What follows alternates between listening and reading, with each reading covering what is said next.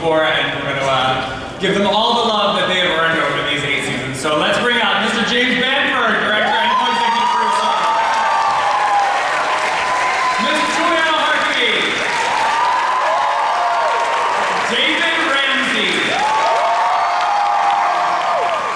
Stephen Amell. Katie Cassidy. Rick Gonzalez. And executive producer Mark Guggenheim.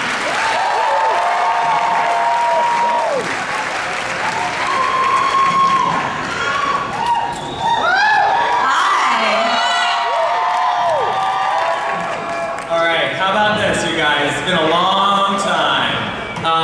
So here we are, 7 years, at least 2 Sarah Lances, God knows how many crossovers, and countless abandoned warehouses. We are here, and back when we were up here in 2012, I had the privilege of presenting the screening and their first panel. And Stephen, you sat here with Katie and Mark, and you said to the crowd that if we do this right, we could run for 10 years. And honestly, We did it wrong. you guys could. You guys could run. You guys could run at least another 3 seasons. Because you did it right. You did this right. And you did it right for so many reasons. But why is right now the right time to end it? Honestly, I think we've all talked about this, and we all kind of want to leave the party while the party's still going. People still talking about the show, thank God. Our series finale, we were trending on Twitter, like in the 7th season. That's ridiculous. Now's the time. And also, there's logistical and budgetary and producerial, limitations that you face when you're dealing with the 8th year of a show. We want to go out while people are still talking about the show, but while the show is still the show. We don't want to turn the show into something less than just to keep going. And did you ever imagine, though, that taking what at the time you guys considered, this was a lesser-known comic book property, that this guy would become such a rich character that provides so much for storytelling, and then also create a universe? Bear in mind, this was from the writers of Green Lantern. So the whole exercise was, don't screw it up. I would use a different word, but they tell me there's family people here. But it was like, don't screw this up, don't screw this up. And hopefully we didn't screw it up. Nope. Right? Yeah, thank you. And so much of it, the biggest risk was you were putting a huge undertaking, especially for the network and the studio, on the shoulders of someone who had not really been tested that much. Can I say, I don't want to interrupt, that did not feel like a risk at all. Yeah. I swear to God, Stephen came in, I think we've all talked about this, very first audition, very first person, and the moment he opened his mouth, it was like, we're okay. We're fine. And it's been true.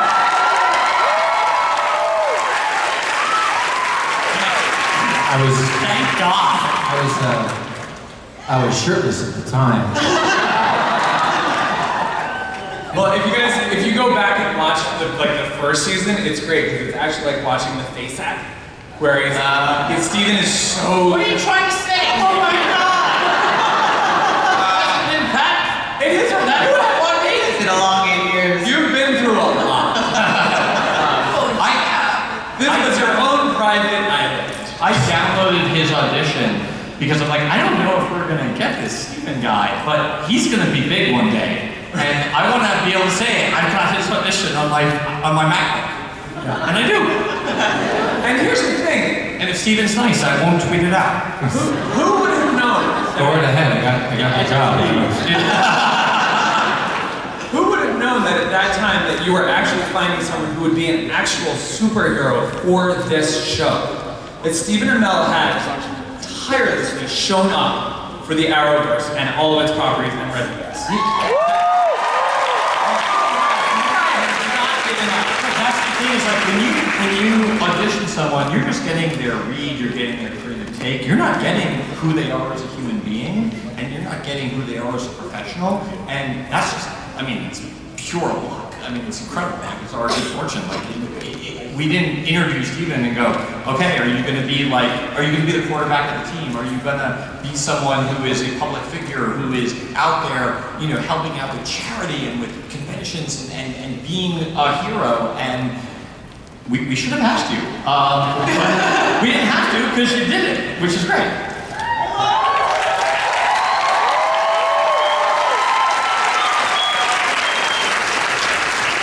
So, Katie Caskey, you have no idea how happy I am that she is up on this panel still.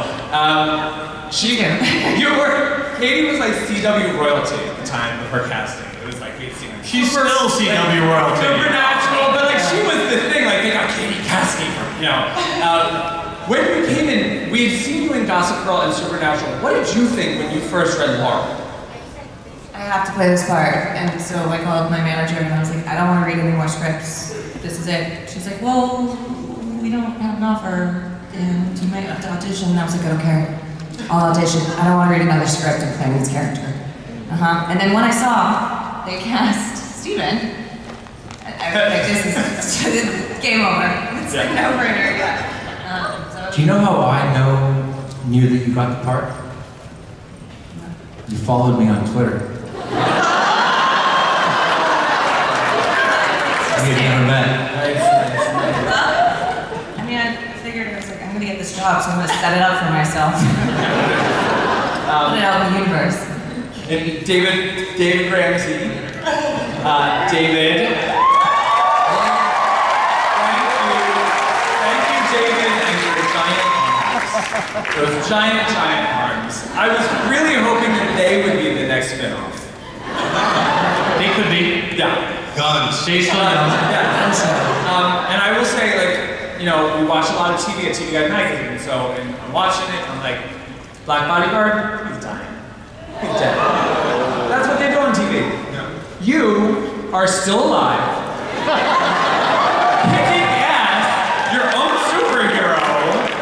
Did you imagine when you signed on that Dig would become such an essential part of the OTA? No, I thought I would die. No, I mean, you knew that, right? When I was pitched the job, it was like, hey, you don't have much to do with the pilot, but you become very important. So this has been a great ride, man. I mean, this has been incredible. So no one had any idea, except maybe David Nutter, who directed the pilot. Maybe he knew. But besides that, no one, I mean, who could imagine this, right? And I think there is some news about the Diggle family tree, correct? Yes, there is. Okay. Well, let's talk about the Diggle family tree because it's gotten bigger. That's there's Connor Hawk, who we established last year. Diggle adopted, and then there's of course JJ, who originally was Sarah, and then became JJ because of Flashpoint. We'll talk about that later.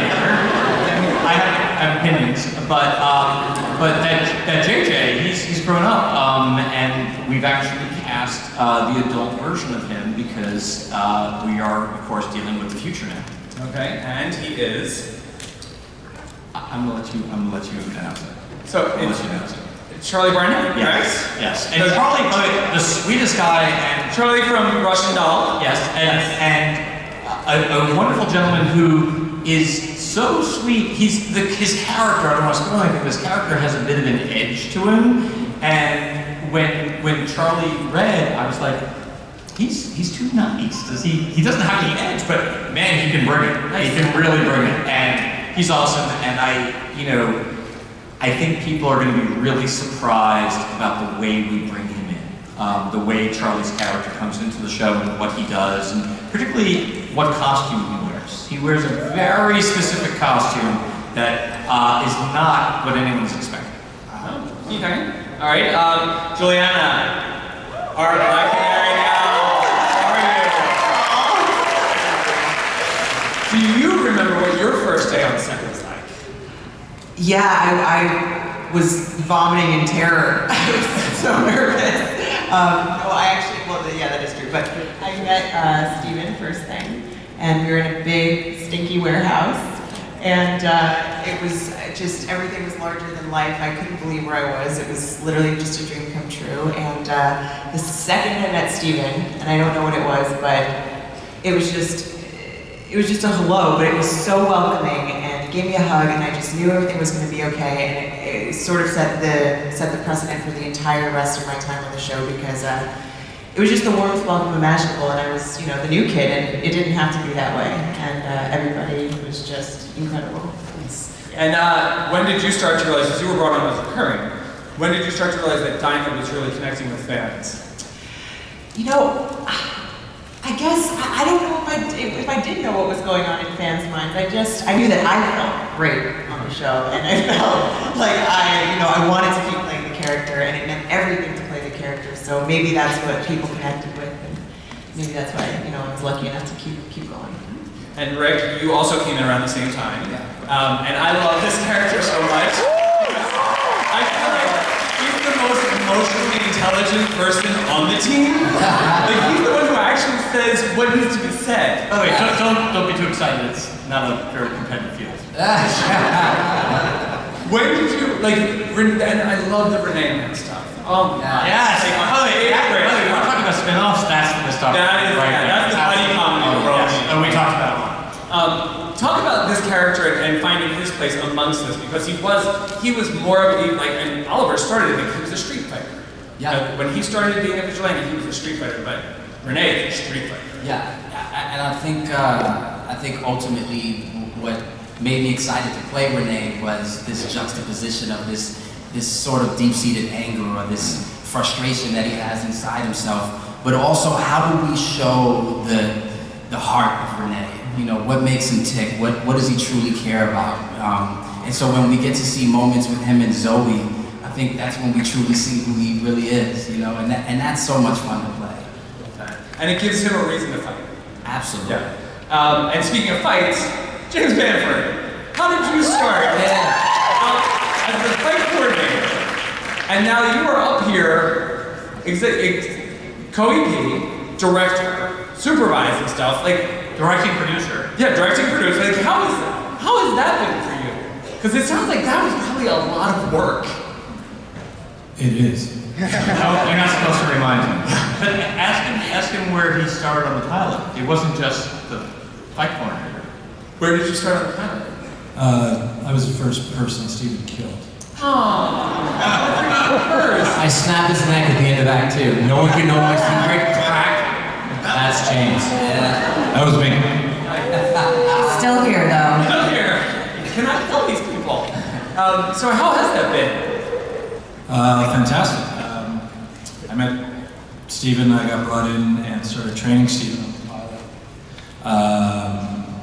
Right away, we bonded and we trained 2 hours a day and martial arts, and we based a lot of the fights on Steven's strengths and his athleticism, and just kept going. And I shot a lot of the rehearsals and put them together, and at a certain point, Mark and folks noticed that I was good with the camera, I guess, and we had a lot of conversations, and before you know it, season 4 I was directing, and here we are. Out of the gates. Yeah. Out of the gates. Unbelievable. Ben's second episode, 414, this was an episode where, we'd come up with this idea where the bad guys of the week basically kill people by blowing up buildings. This is not an easy concept to get across. And Bam just killed it. I mean, parked it deep. We couldn't believe how amazing it was. It's like, there's really something when a director can turn a not great idea into a phenomenal episode. You know you have a great director. And then it was just like, we're going. And it's got to be great for the actors to work with someone, especially on a show like this, to work with a director who knows the language of the stunts that a show like this requires. It's fantastic. It was during season 5. I was at the WB party that we go to every Friday night at Comic-Con. Had a good time. And I went up to Peter Roth. I went up to Mark Meadows, and I'm like, look, man, I think that we have the catalyst for a couple more really good years. what is it? He goes, James Bamford. Who's that? But I meant it, and Peter and Mark and Greg took it to heart, and we're not getting to do a final season and getting to go out on our own terms if Bam doesn't acquit himself and really become, in my opinion, like the lifeblood of the production that we do. Right.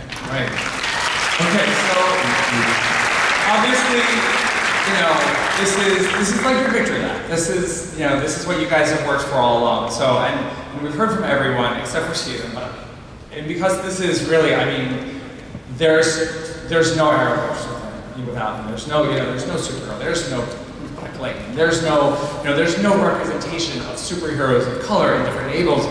So I want to hear from the actors. What has working with Stephen Amell been like? Anyone said nothing for you? No. Can I take a bathroom break? So I'm gonna jump in here. I actually was just, saying to Stephen backstage that I am really proud of him, and I say this. Everything this whole show, obviously, it doesn't exist without everything that he has done, and you guys have no idea how hard he works, how hard we all work, but especially being, #1 on the call sheet in a production that is this demanding is insane. And I remember when we shot the pilot, I said to Steven, I said, just, excuse me, don't F this up, is basically what I said to him.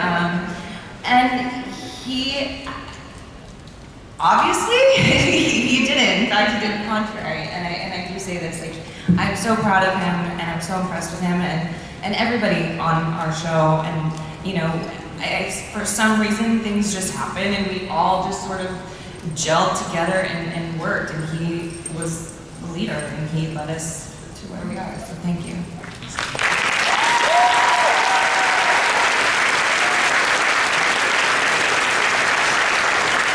Steven is a true leader. You're a true leader. You really are. And you, don't you dare. David. That's all. He's amazing. That's it.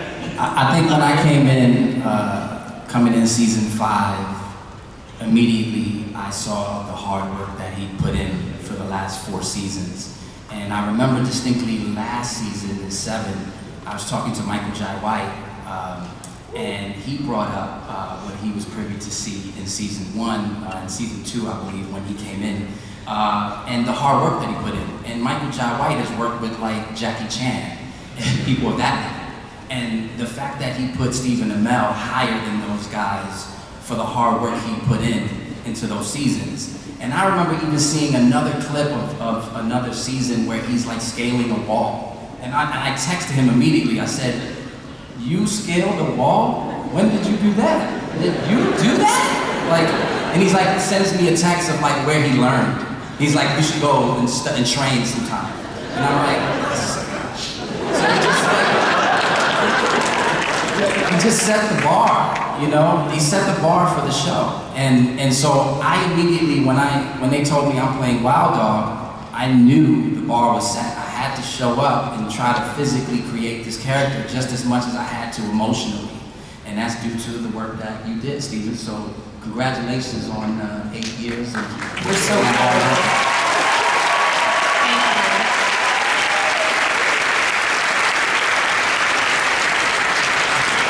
You all right over there, Stephen Amell? You good? Here we go. Something's funny. We did something on the Mondo shoot and some big photo shoot. And I met Stephen a little bit before that in Vancouver. And we're doing a film shoot, but we really hadn't spoken past that first initial meeting. And there were dressing rooms up in the top of the building, and downstairs we were all doing the actual photography. So I'm walking down the hallway, I hear someone say, "Ramsey!" I know it's Steve. I walk into the room, and Steve is there shirtless. And he's talking to me about how happy he is with the show, and how much he can't wait to work with me, and he's looking forward to a long relationship, and all I saw were abs, shoulders and biceps, and earlobes, because he had muscles on his earlobes.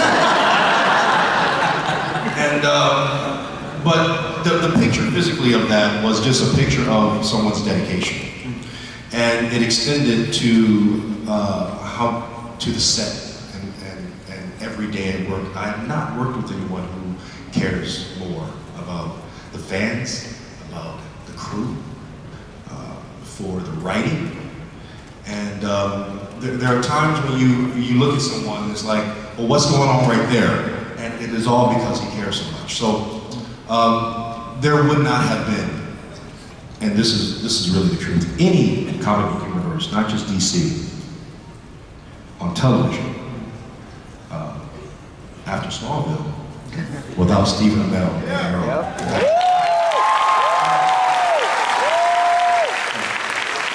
You deserve it.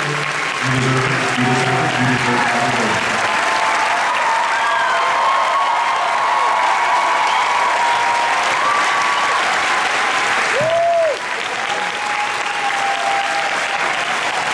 This panel sucks.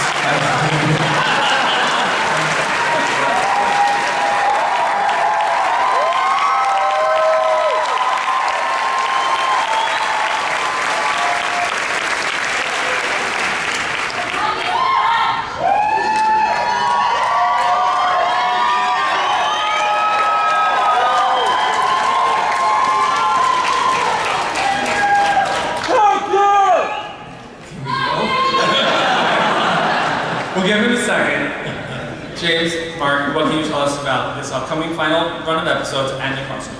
Whoa, that's a lot of questions. Yeah. Well, he's got to compose it. Dan, you wanna?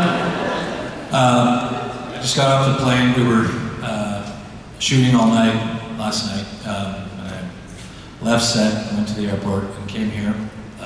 So forgive me if my eyes are partly open. Last night, well, and Thursday night. Every night this week, we've shot sequences that we didn't think we were capable of before in action, and the actors who are coming to set, and I tweeted this last week, if they don't win an Emmy for what we've done this week, Stephen, every one of these people on the cast, there's something wrong. They're all bringing in. I've never been so impressed with the performances that we've been getting during the action, during the emotional scenes, period. The size and the scope of the premiere that we're doing right now is nothing like we've done before. And that's the truth. We're very, very proud. And I can't wait for you to see 801. It's incredible. I know the big news broke yesterday. Yeah, some news. That you're gonna have a couple Supermans. It turns out, well, we've seen more than one. And, you know, I didn't know this until very recently, but, you know, Brandon, I was talking to Brandon around, and he's like, you know, I used to play Superman. I'm like, really? I didn't know that. I'm like, that's kind of cool. We should maybe do something with that. So, you know, so Brandon he's gonna play Superman. Of course, he's also gonna play Ray Palmer, don't get me wrong. He's gonna play Superman. And, you know, I only have his word to go on it, but he says he's had some experience, and he's okay at it. I've heard rumors. Yeah, so, and Brandon's a great guy. I will say this, like, when I first met Brandon, he wasn't wearing glasses. And then the second time I met Brandon, he was actually up in Vancouver, he was in the air offices, and he was wearing glasses. I'm like, I'm never gonna get this opportunity again. I walked up to him and said, who are you? I can't do that with him. And we're incredibly excited. It's gonna be really, really awesome. You know, the whole goal with the crossover is, like, we try to come up with like 100 great things to do, and even if we get to do 50 of them, we're still doing 50 great things. Like, it's really how many amazing moments can we pack into it, and certainly Brandon, you know, being Superman, being Clark Kent, being in the Daily Planet, it's gonna be amazing. I'm beyond excited. Just the fanboy on that. Well, can you tell us about his I don't know. I mean, is Brandon around? Can we talk to him? I think so. What's that? We just keep him in the back.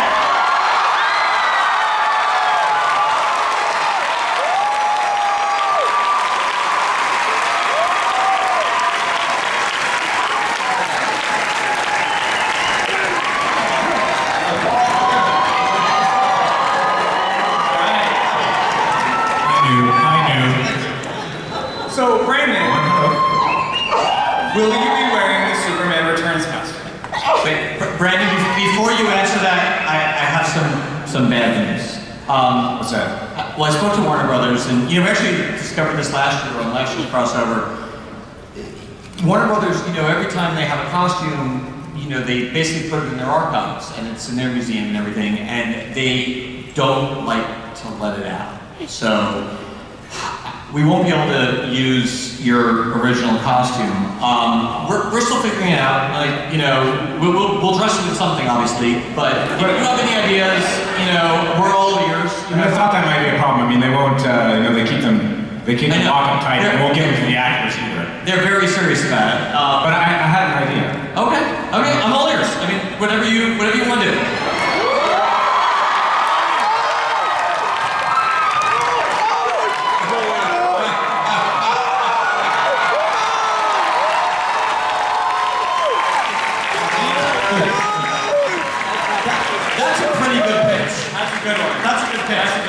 You know what? I think we're going to do that. Alright, well, listen, we've got a short amount left because we started late, but I want to get to some audience questions, so line up, and someone needs to ask about Emily Bett because I never got to it. Right? And then somebody has to ask about Colton. Okay? Colin. Yep. Josh. Yep. And Me and all those guys are there. By the way, Pat McNamara. Amazing. We really wanted her here. We wanted her here desperately. She was shooting until late last night, and we just couldn't get her down here in time. And by the way, we suck. We should have made it happen, and we couldn't. And I'm sorry, Kat, and I'm sorry to all of you because we tried to make Comic-Con great, and it catch us next year. Oh wait, there's no next year, but we'll make it up to you. I promise. There's always other shows she can go to. No other shows. Go ahead. Hi, my name is Sarah, and my question is for Stephen Amell. I was wondering what legacies you feel you have made on your fans by being the Green Arrow.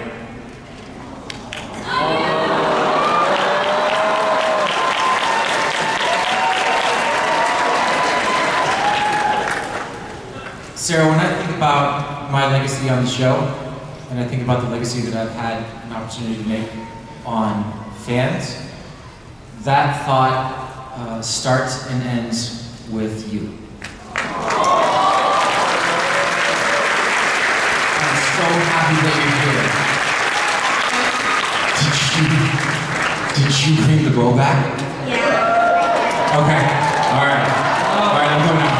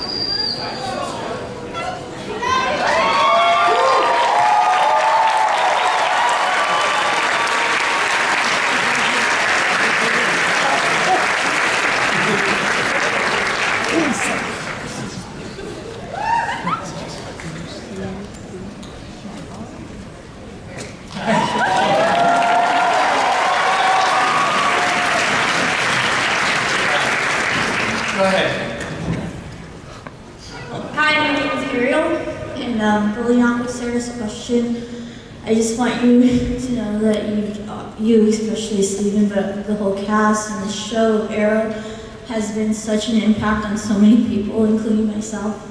And you've changed my life, you have shaped who I am, and I just want to thank you for that. And so my question is, Arrow has taught me so many lessons for you guys. What lessons has Arrow taught you?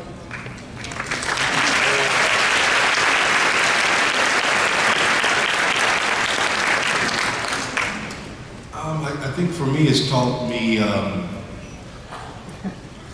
I was always a grateful person, I think.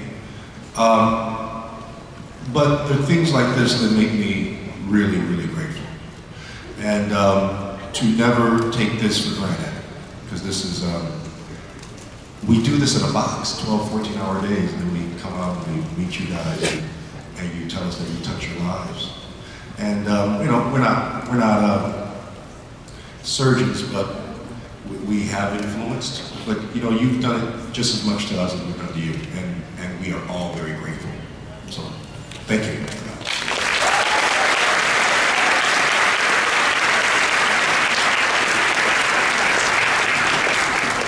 We got time for one more. Two more. We've got time for two more sets. Hello all, I'm Nico. This question is for Stephen and Mel. First, I want to say that you will always be my Green Arrow. I will continue to your character every single year, even after the show, because of you. Thank you. I'm so sorry that I never had your haircut while I Thank you for bringing my favorite character to life and being our legacy. I want to ask, in your professional opinion, will it take longer for fans to recover from the loss of watching you in Arrow for the 8th final season premiere, or Game of Thrones? I'm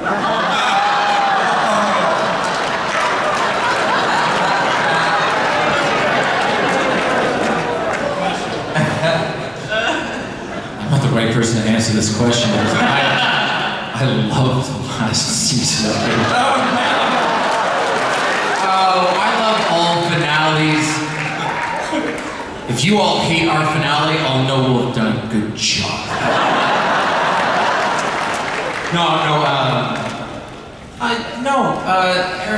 Mark and I were talking earlier. Arrow has a happy ending. You know that I tell you guys what happens on the show, and I tell you in plain sight, and you just don't hear me.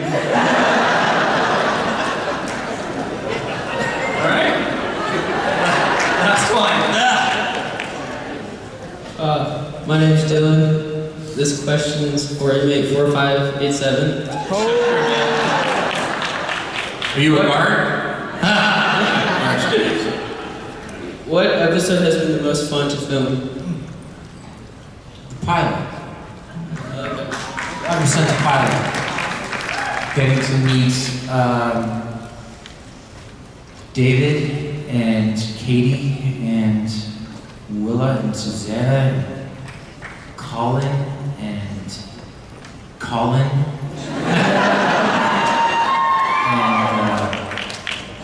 and Jamie and shit.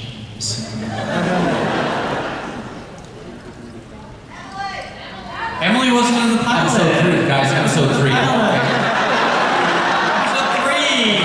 Although it warrants mentioning that this panel feels a little bit incomplete without her here. That's for sure. It does. Absolutely.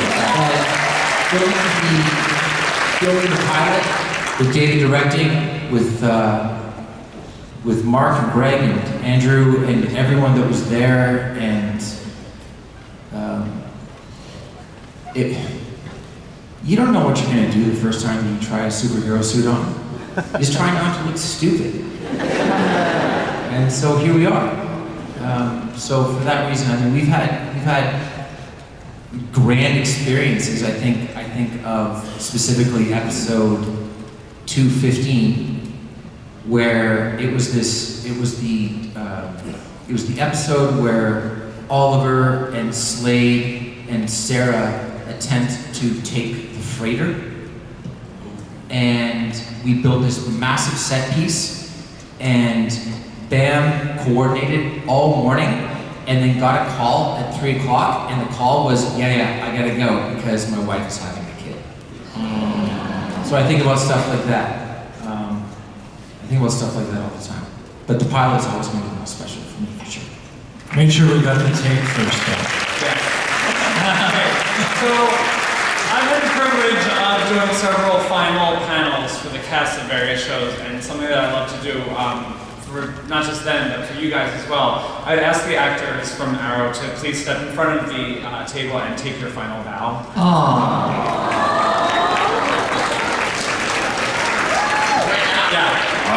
Wait a second, is the show ending? A little bit.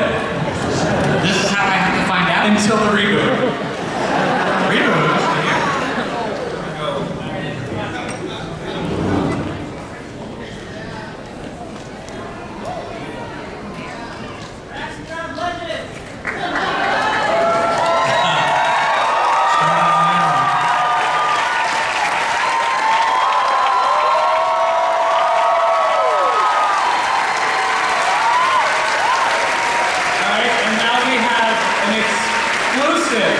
Sizzle